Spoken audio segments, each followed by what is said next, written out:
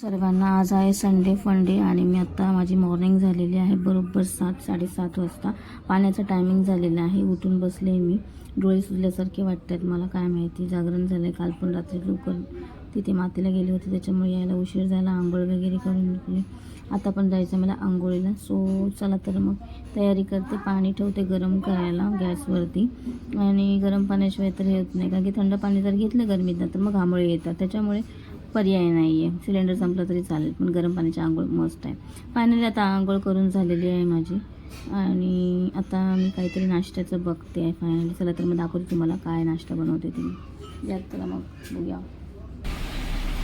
गरम पाव आणि इकडे ऑमलेट आणि पाव असं चाललं आहे. निर्वीचा नाश्ता इथं चालला आहे. निर्वी खाते हॅपी बिस्किट विथ गोरी चाय.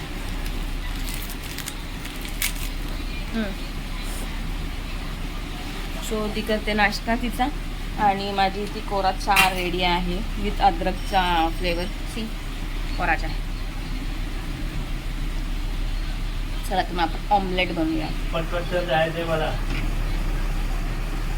सो इकडे ऑमलेट रेडी आहे, इकडे पाव गरम होत आहेत.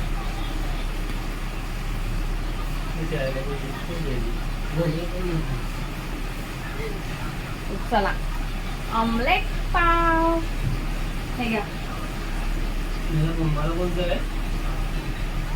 सो फायनली आता पाणी वगैरे भरून झालेलं आहे.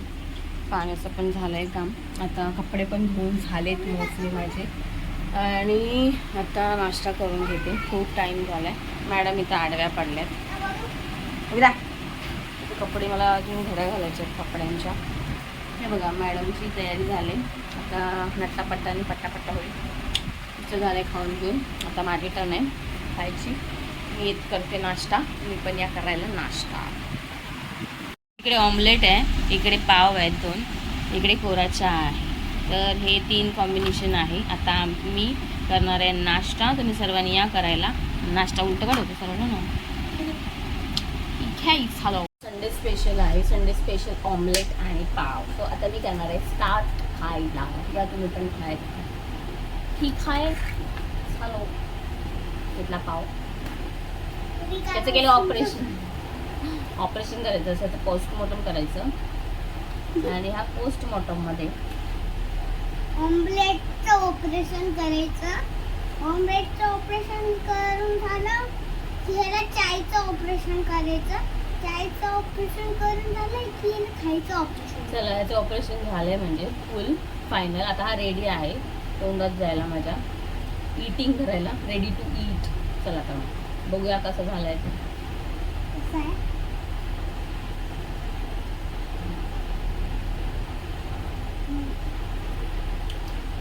आज संडे आहे तरी पण लवकर उठावं लागतं. म्हणजे पाणी काय गप झोपून दे नाही. 7:30 ते 8:15 दरम्यान पाणी येतं. म्हणजे घंटा. फायनली मला 8 वाजता तर उठायचं आहे पाणी भरण्यासाठी. काम आता रेडी झालेले आहेत सगळी. ओव्हरऑल ओके झालेत. एवढा सगळा पसारा घेऊन बसले मी. कपड्यांच्या घड्या घालायच्यात. अर्ध्याने मग इथे काढले सगळं मी पसारा. आता कपड्यांच्या घड्या घालते. ठीक आहे, अजून भरपूर काम बाकी आहे मेरे दोस्त. कपड्यांच्या घड्या घालून झाल्या की पुढचं दाखवते मी तुम्हाला काय करणार आहे. आजचं शेड्यूल काय असणार आहे. आज संडे तर आहे. कामं लवकर पण झालेत. घड्याळा दिसते तुम्हाला. बरोबर वाजलेलेत 9 वाजता. सगळं काम आपलं रेडी झालेलं आहे. आता थोडंसं ब्लाऊजला कटिंग केलेले आहे आणि एक शिवायसाठी आलेलं आहे, म्हणजे शिवण्यासाठी, स्टिचिंगसाठी. त्याचं अजून आपल्याला माप घेऊन प्रिन्सेस कटचं करायचं आहे. सो मशीन वाट बघते माझी की बाबा कधी माझी मालकीन येते. आणि एका साडीला फॉल पण लावायचे. सो बघू आता. चला तर मग पूर्ण कामं आवरून झालेली आहेत माझी. आता कामं आवरून झाल्यानंतर आता मशीनवर बसते थेट माझ्या मैत्रिणीसोबत. आणि मला ब्लाऊज स्टिच करायचा आहे. एक आलेला आहे अर्जंटले आपल्या जयंतीसाठी शिवायला. शिवानीचा ब्लाऊज आला. इथे मॅडमचा मेकअप झाला आहे मस्तपैकी. आणि आता मी पहिला फॉल लावून घेते साडीला. फॉल लावून घेते आणि शिलाई करते. आणि माझा अर्धवट राहिलेला ब्लाऊज जो आहे तो कंप्लीट पूर्ण करते आणि फायनल लुक तुम्हाला दाखवते. माझ्याबरोबर कनेक्ट राहा. त्याचबरोबर हिचं पहिलं काम करते. अशी तर खूप छान आहे, आवडली मला, पण थोडं पातळ आहे, बघू कसं करता येईल. चला. सो फायनली पंखा बंद केला, मला पंख्याची एलर्जी खूप आहे.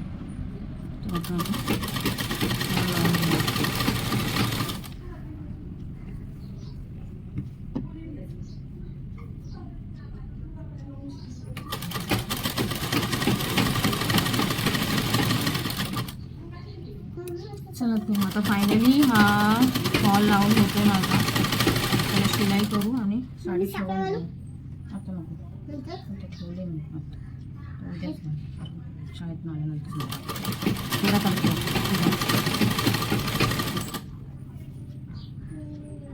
पूर्ण कर नाही.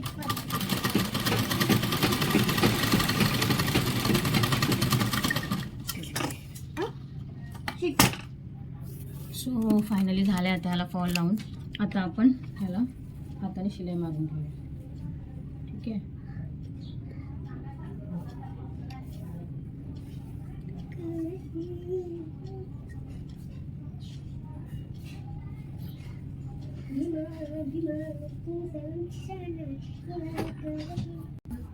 चला तर आता आपण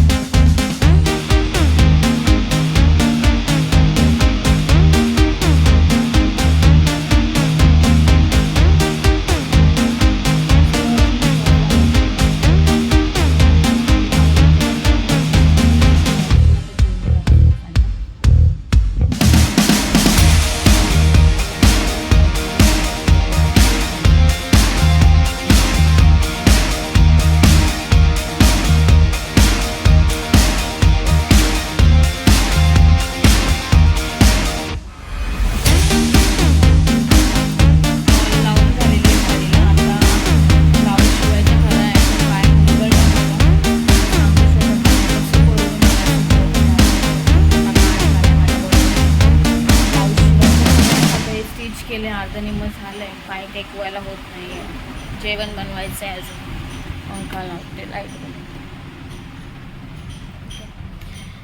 बघू तरी पण कसं करता येतंय. होतंय का पहिलं चेक करते, परत उठायला लागेल मला. धागा खालीच राहिला. अरे चांद भी शर्माई जब बाबा मुस्कुराए, क्या बताओ उनको मैं कहानी.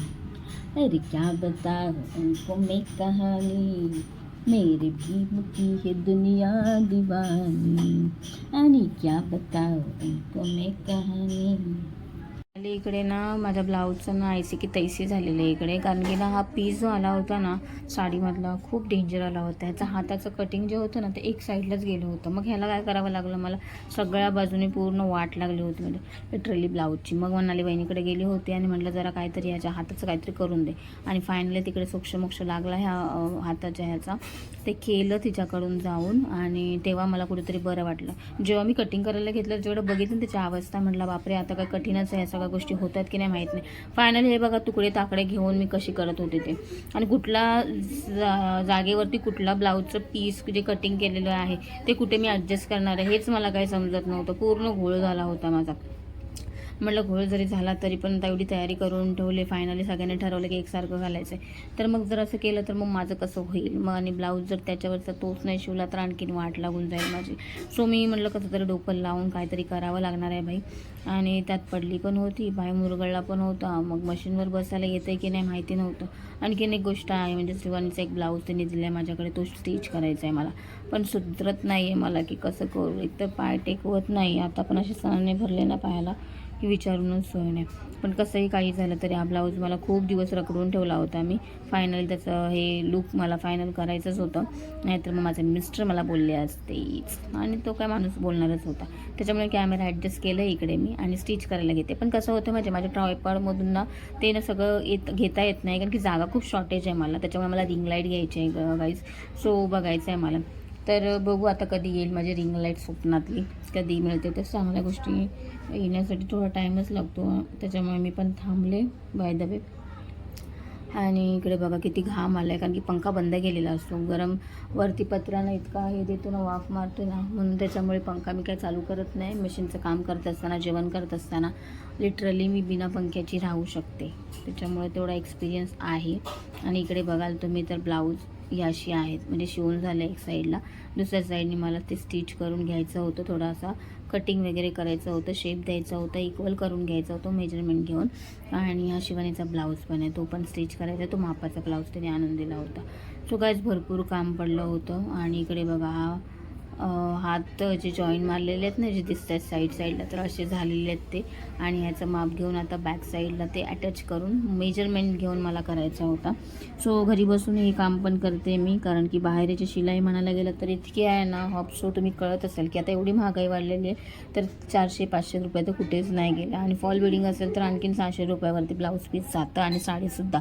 त्याच्यामुळे म्हटलं जाऊ द्या. आणि ही मशीन घेऊन मला झाल्या 3-4 वर्ष लिटरली. आणि खूप साथ चांगली दिलेली आहे त्यांनी म्हणायला गेलं तर, कारण की ती आहे म्हणून मी माझ्या छोट्या मोठ्या ज्या गोष्टी आहेत त्या स्टिच करण्याचं मला लवकर हे मिळतं. सो बघा फायनली ब्लाऊज माझा रेडी झालेला आहे वेअर करण्यासाठी. सो इकडे झालं आहे, बट त्याला ना मला हे करायचं आहे, हुक आणि आय लावायचे आहे.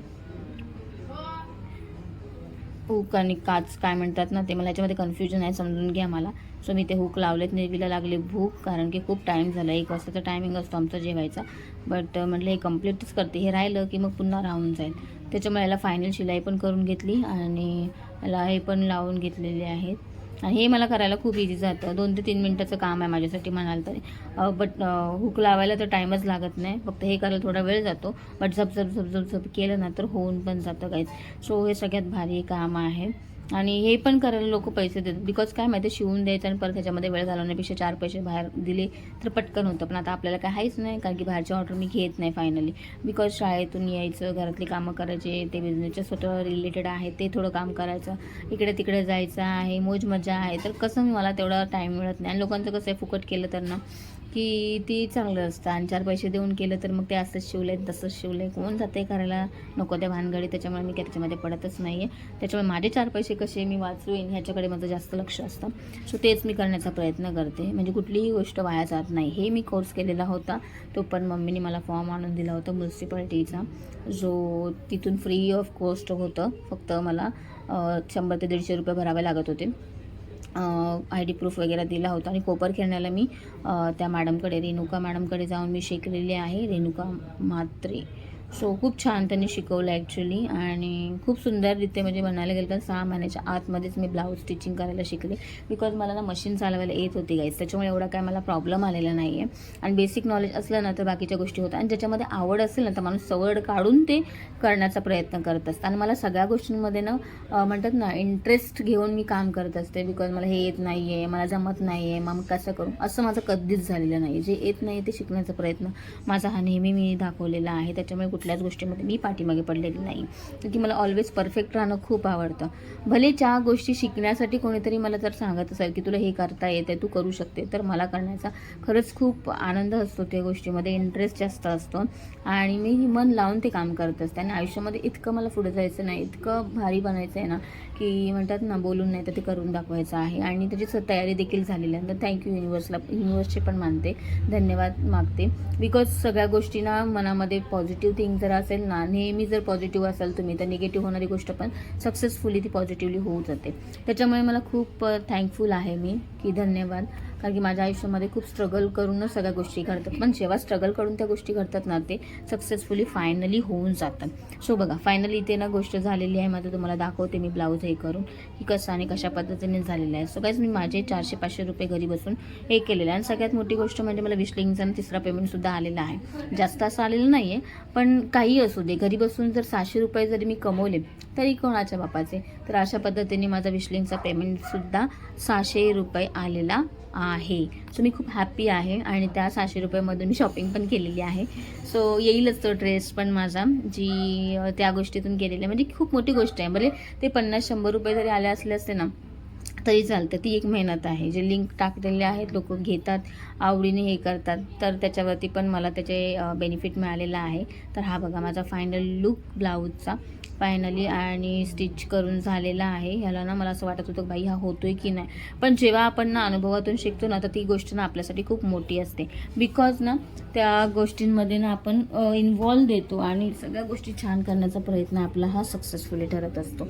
सो मी म्हटलं नाही काही झालं, मी खूप गोष्टींना अशा बिघडलेल्या पण आहेत माझ्याकडून, पण मी माझ्याच ब्लाऊजचं सांगते. बट ते जेव्हा बिघडत होतं ना त्याच्यातून पण शिकण्याची कला मिळत होती, एक उत्साह मिळत होता. जोपर्यंत आपण चुकत नाही तोपर्यंत आपण शिकत नाही. सो गाईज आजचा व्लॉग हा खूप भन्नाट झाला, खूप छान झाला माझ्या मते तरी. मला तरी फायनली आवडला माझा हा ब्लाऊज स्टिच केलेला. तुम्हाला कसा वाटला नक्की कमेंटच्या माध्यमातून मला सांगा. आणि मला माझे रोजचे व्लॉग्स तुम्हाला कसे वाटतात, आवडतात की नाही ते पण कमेंट करत चला. कमेंटमध्ये तुम्ही खूप कंजूसीपणा करता, म्हणायला गेलं तर सांगत नाहीत काय नाही आणि पाहत पण नाही आहेत. सो असं नका करू यार. कुठेतरी तुम्हीच जर नाही सपोर्ट केला तर कोण करणार आहे. सो तुमचा सपोर्ट माझ्यासाठी खूप म्हणतात ना महत्त्वाचा ठरणार आहे माझ्या ह्या ब्लॉगच्या किंवा यूट्यूबच्या जर्नीमध्ये. सो तुमच्याशिवाय कुठलीच गोष्ट शक्य होणार नाही आहे, अशक्यच असणार आहे. तर चला तर मग मी आता जाणार आहे जेवण करून घ्यायला. तर तुम्ही पण करा जेवण. मला तर आज खूप उशीर झालेला आहे. निर्वीला पण भूक लागले. आयले फायनली ती माझ्या घरी जेवायला. तर आता मी जेवण करून घेतो आणि तुम्ही पण या जेवण करायला. आणि उकाडा तर आमच्या इथं खूपच वाढलेला आहे. चला तर गाईज वाजले 2 आणि करू आता आपण जेवण. Bye, thank you.